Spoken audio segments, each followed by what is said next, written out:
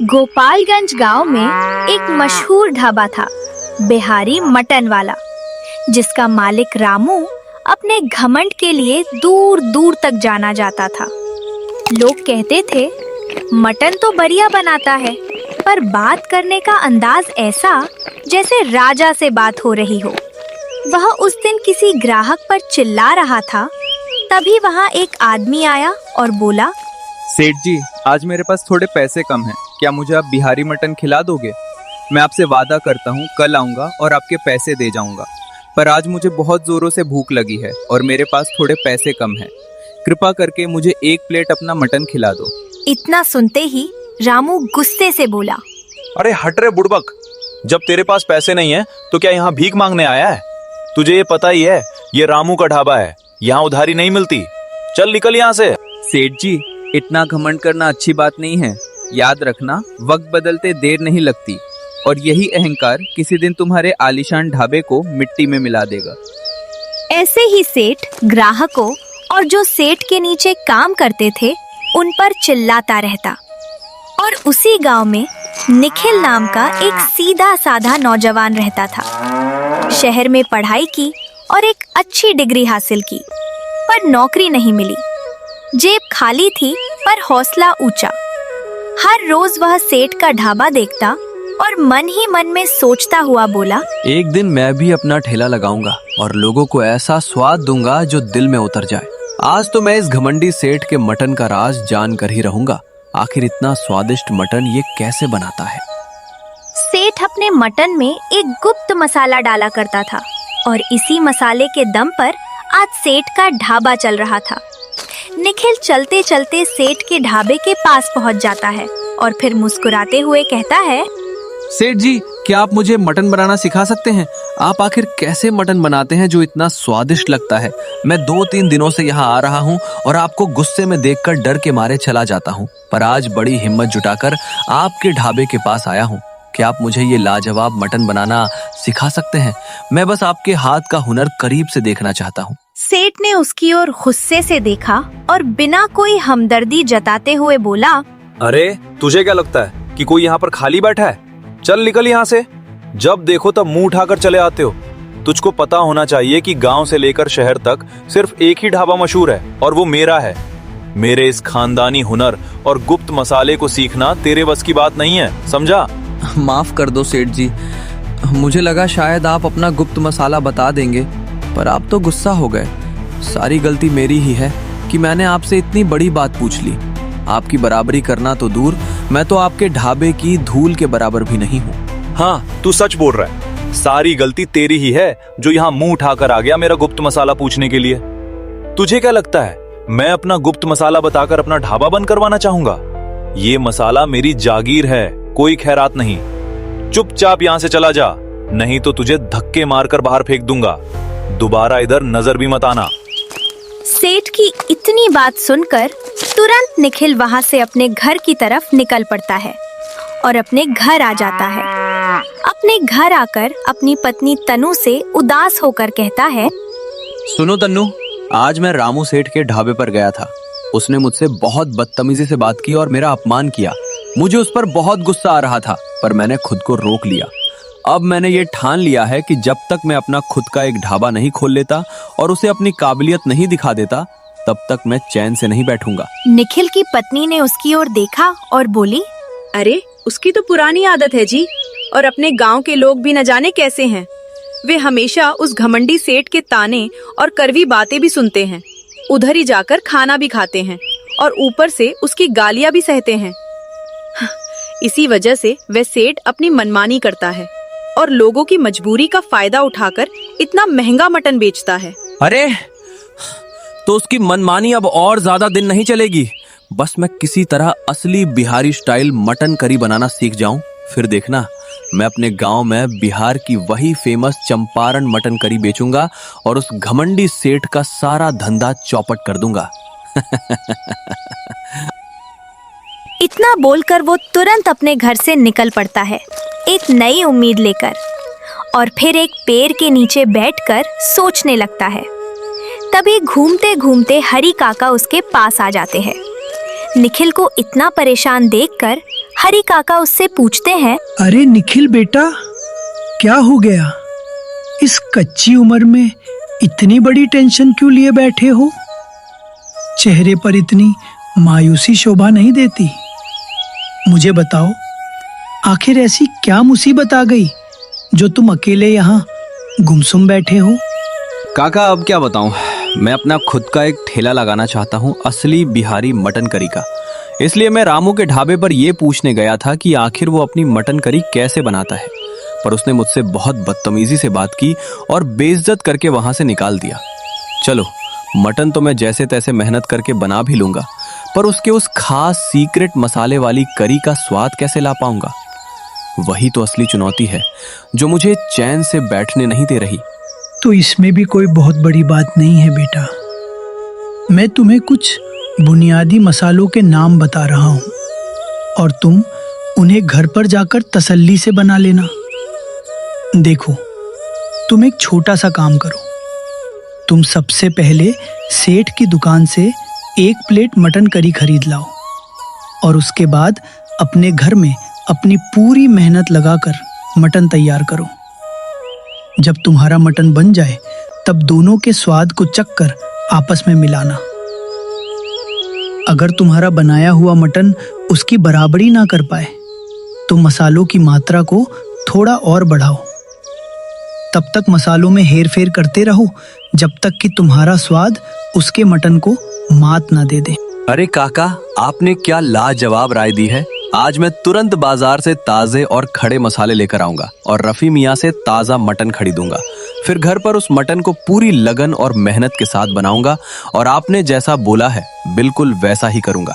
अब देखना काका, मैं उस घमंडी सेठ के स्वाद का राज अपनी मेहनत से खोज कर ही रहूंगा। वह तुरंत उसी वक्त बाजार की ओर निकल पड़ता है। बाजार पहुंचते ही वह रफीक मियाँ के पास से मटन लेता है और मटन लेकर चलते चलते मसालों की दुकान पर पहुंचता है। वहां पहुंचकर वह मसाले वाले से कहता है, भाई साहब, जरा पुराने जमाने के बेहतरीन खरे मसाले निकालिए। दालचीनी, बड़ी इलायची, चक्रफूल और जावित्री एकदम ताजा और खुशबूदार होनी चाहिए, क्योंकि आज मुझे अपनी मटन करी में वही असली बिहारी स्वाद वापस लाना है। मुझे आज स्वाद का ऐसा जादू पैदा करना है कि खाने वाला बस उंगलियां चाटता रह जाए। अरे निखिल भाई, आज इतने खास और चुनिंदा मसाले मांग रहे हो। लगता है अपनी मटन करी के साथ कोई बड़ा चमत्कार करने वाले हो। तुम्हारी आंखों की चमक बता रही है कि आज तुम रसोई में कोई नया करिश्मा दिखाओगे और पूरे मोहल्ले को इसकी खुशबू से महका दोगे। मसाले वाले की बात सुनकर निखिल मुस्कुराते हुए बोला, हाँ भाई, आज वाकई कुछ नया करिश्मा ही करना है। बस अपनी मटन करी में वही पुराना देसी जायका, सोंधी खुशबू और शुद्धता वापस लाने की एक छोटी सी कोशिश है। मैं चाहता हूँ कि जो भी एक बार इस मटन करी को चखे उसे अपनी माँ के हाथ के स्वाद की याद आ जाए और वो स्वाद के मोहपाश में बंध कर बार बार यहाँ खींचा चला आए। क्या बात है निखिल भाई, जब पहली बार कोई नेक काम शुरू कर रहे हो तो बस इसी देसी जायके और अपनी ईमानदारी वाली मेहनत पर पूरा भरोसा रखो। तुम पूरी लगन और जी जान लगाकर अपना ये मटन करी का ठेला सजाओ और चाहे कितनी भी मुश्किलें आए, कभी हार मत मानना। देख लेना, तुम्हारी ये शुद्धता और इन खड़े मसालों के स्वाद का जादुई असर बहुत जल्द पूरी चौपाल पर छा जाएगा और लोग तुम्हारी वाहवाही करेंगे। मसाले लेकर निखिल अपने घर की ओर निकल पड़ता है। घर पहुंचते ही निखिल ने मटन करी बनाना शुरू कर दिया। थोड़ी ही देर में मटन बनकर तैयार तो हो गया, लेकिन वैसी सोंधी खुशबू बिल्कुल नहीं आ रही थी जैसी उसे उम्मीद थी। चूल्हे से उतारने के बाद वह थोड़ी देर चुपचाप उसे देखता रहा। फिर उसके मन में आया, क्यों ना थोड़ी मटन करी चखकर देखूं कि आखिर स्वाद कैसा बना है। उसने जैसे ही मटन चखा, उसका पूरा मूड खराब हो गया और वह निराशा में भरकर बोला, अरे ये मटन करी तो वैसे बिल्कुल नहीं बनी जैसी उस रामू के ढाबे की बिहारी मटन करी होती है। आखिर क्या कमी रह गई इसमें? जब ये मटन करी मुझे खुद खाकर पसंद नहीं आ रही, तो अगर मैं इसे गांव के लोगों को खिलाऊंगा तो वे तो सीधे मुंह फेर लेंगे। ये तो मेरा भारी आर्थिक नुकसान हो जाएगा। अब क्या करूं? मेरी सारी मेहनत और उम्मीदें मिट्टी में मिलती दिख रही हैं। निखिल गहरी सोच में डूब गया। आखिर कमी कहाँ रह गई। तभी उसे अचानक हरी काका की वो बात याद आ गई। अरे हाँ, अब मुझे याद आया। हरी काका ने बिल्कुल ठीक ही कहा था।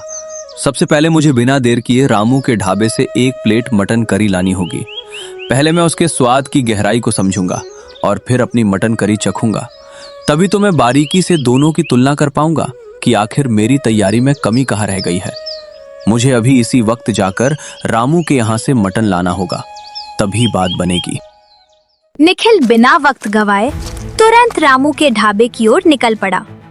वहां पहुंचते ही उसे वही पुरानी भीड़ और मटन की सोंधी महक मिली। रामू को देखते ही निखिल ने उससे कहा, रामू भाई, जरा अपनी वही मशहूर और जबरदस्त 1 प्लेट स्पेशल मटन करी जल्दी से पैक कर देना। आज काफी समय बाद आपके हाथ का वो लाजवाब देसी स्वाद चखने का मेरा बड़ा मन है, क्योंकि आपके जैसा जायका पूरे इलाके में कहीं और नहीं मिलता। अरे तू फिर यहाँ आ गया। तुझे क्या लगा मैं तुझे अपनी मटन करी यूं ही बड़े आराम से दे दूंगा? उस दिन भी तू मेरे खास बिहारी मसालों का राज पूछ रहा था। तुझे वाकई लगता है कि तू मेरा इतने बरसों का गुप्त मसाला चुरा कर अपना ठेला खोल लेगा? इतना आसान नहीं है बेटा। ये चमत्कारी स्वाद मेरे सिवा और कोई नहीं बना सकता, चाहे कोई कितनी भी कोशिश क्यों न कर ले। निखिल रामू की कड़वी बातें सुनकर भारी मन से घर लौट आया। वो हार मानकर घर के एक कोने में गुमसुम बैठ गया। तभी उसकी पत्नी तनु वहां आई और उसे इस हाल में देख फिक्रमंद होकर बोली, निखिल, तुम बेमतलब रामू की बेतुकी बातों से परेशान हो रहे हो। सच तो ये है कि मटन करी के किसी मसाले में कोई जादुई राज नहीं होता। असली स्वाद तो बनाने वाले की लगन, उसके हाथों के हुनर और उसके दिल से आता है। तुम बस खुद पर भरोसा रखकर पूरी मेहनत करो। देखना, तुम्हारी मटन करी सबसे बेहतरीन बनेगी और लोग उंगलियां चाटते रह जाएंगे और तुम्हारी तारीफ करते नहीं थकेंगे। तुम सच कह रही हो तन्नू। अब मैं मसालों के पीछे नहीं भागूंगा। अब मैं अपने दिल और पूरी लगन से ऐसी लाजवाब मटन करी बनाऊंगा कि उसकी खुशबू पूरे गांव में फैल जाएगी और बस मेरा ही नाम गूंजेगा। निखिल इतना कहते ही रसोई घर की ओर निकल पड़ता है और मटन करी पकाना शुरू करता है। थोड़ी देर बाद मटन पूरी तरह पक जाता है और उसकी खुशबू पूरे रसोई घर में फैल जाती है। तभी निखिल के मन में ख्याल आता है, क्यों ना मटन करी अभी खाकर चख ली जाए। देखो तो सही कि ये वाकई अच्छी बनी है या फिर एकदम घटिया और बेकार हो गई है। कहीं मेरी सारी मेहनत पानी में तो नहीं मिल गई। अगर ये स्वाद में फेल हो गई तो मेरा क्या होगा। निखिल ने बड़े मजे से एक निवाला मुंह में डाला। एक निवाला लेते ही उसकी आंखों में चमक आ गई और वह बोला, वाह, ये तो कमाल हो गया। इसका स्वाद तो मेरी उम्मीद से भी कहीं ज्यादा शानदार है। सच में मटन करी की असली स्वाद का राज किसी खास मसाले में नहीं, बल्कि उसे बनाने की लगन में छिपा था। आज तक मैंने ऐसी लाजवाब मटन करी कभी नहीं खाई। इतना कहकर निखिल ने बिना कोई देर किए उसी दिन गांव के चौराहे पर अपनी मटन करी का ठेला लगा दिया। उसके चेहरे पर एक नई उम्मीद थी और वह उत्सुकता से ग्राहकों के आने का इंतजार करने लगा। तभी एक ग्राहक आया और बोला, अरे निखिल भाई, क्या बात है, आज तो तुमने ठेला भी लगा लिया और वो भी बिहारी मटन करी बेच रहे हो। सुगंध तो ऐसी आ रही है जैसे किसी बड़े होटल से आ रही हो। चलो जल्दी 1 प्लेट लगाओ, खाकर बताता हूँ कैसा बना है। निखिल ने गर्मा गर्म मटन करी परोसी। ग्राहक ने एक निवाला मुंह में डालते ही बोला, अरे निखिल भाई, मानना पड़ेगा, तुम तो वाकई बहुत बढ़िया मटन करी बनाते हो। अब तो मैं रोज तुम्हारे ठेले पर ही खाऊंगा।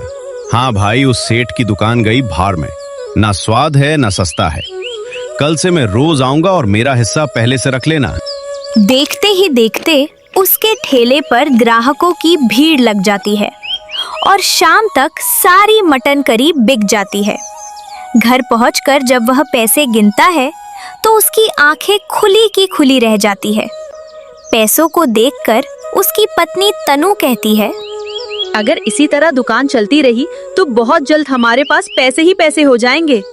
लेकिन सावधान रहना, अगर सेठ को तुम्हारी इस कामयाबी की भनक लग गई तो वह ईर्ष्या में आकर जरूर कुछ करेगा।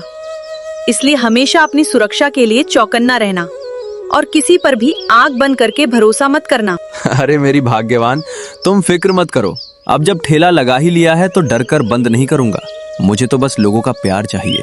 और हाँ, सेठ से अब कोई डर नहीं। बहुत अकड़ दिखाता है वो, लेकिन अब देखना असली स्वाद किसका चलता है। इतना बोलकर दोनों सोने चले जाते हैं। अगली सुबह निखिल बड़े प्यार से मसाले मिलाकर मटन करी तैयार करता है और चौपाल पर ठेला लगा देता है। पहले तो कोई ग्राहक नहीं आता, लेकिन थोड़ी देर में पिछले वाले ग्राहक अपने दोस्तों को लेकर पहुंच जाते हैं।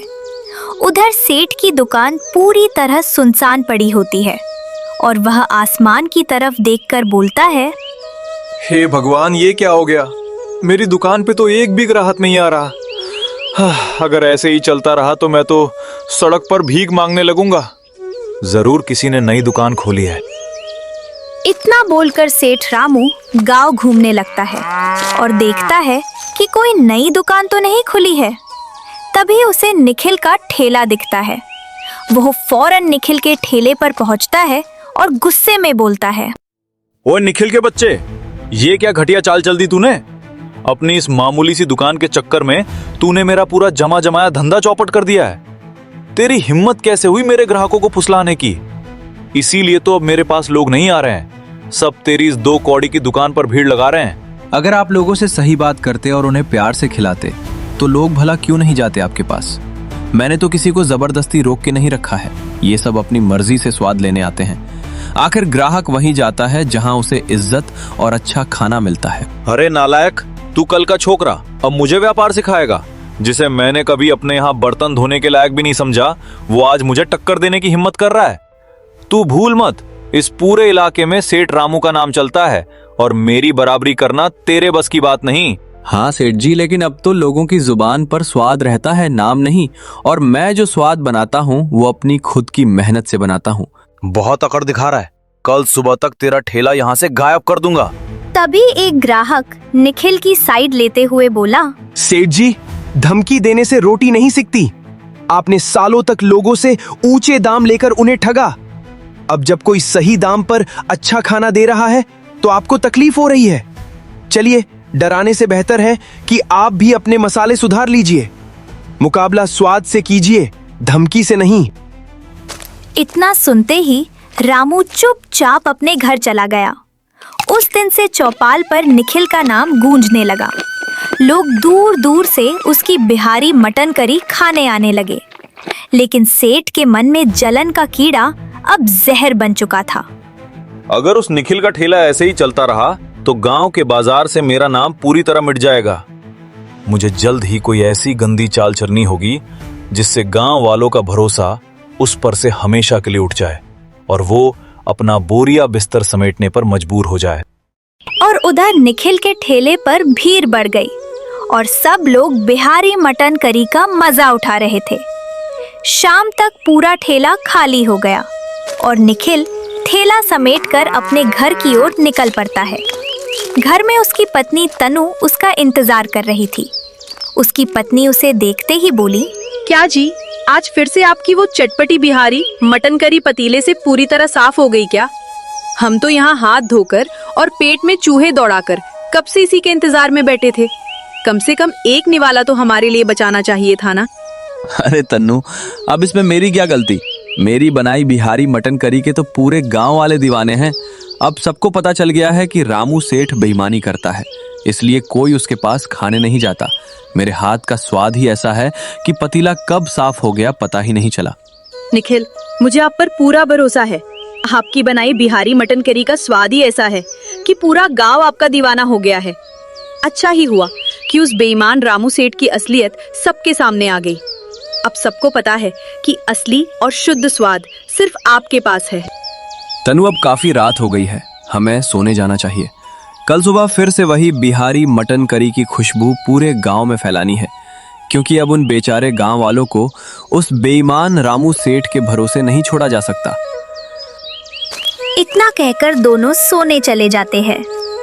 थके होने के बावजूद निखिल के चेहरे पर एक संतोष भरी मुस्कान थी और वह अगले दिन की नई शुरुआत के सपने देखने लगा। निखिल सुबह सवेरे उठ जाता है और रसोई में जाकर मटन करी की तैयारी शुरू कर देता है। और लाजवाब मटन करी बनाकर चौपाल पर पहुंच जाता है और ग्राहकों का इंतजार करने लगता है। तभी एक ग्राहक आता है और बोलता है, अरे निखिल भाई, तुम्हारी लाजवाब मटन करी खाने के लिए तो मेरा पूरा दिन कट जाता है।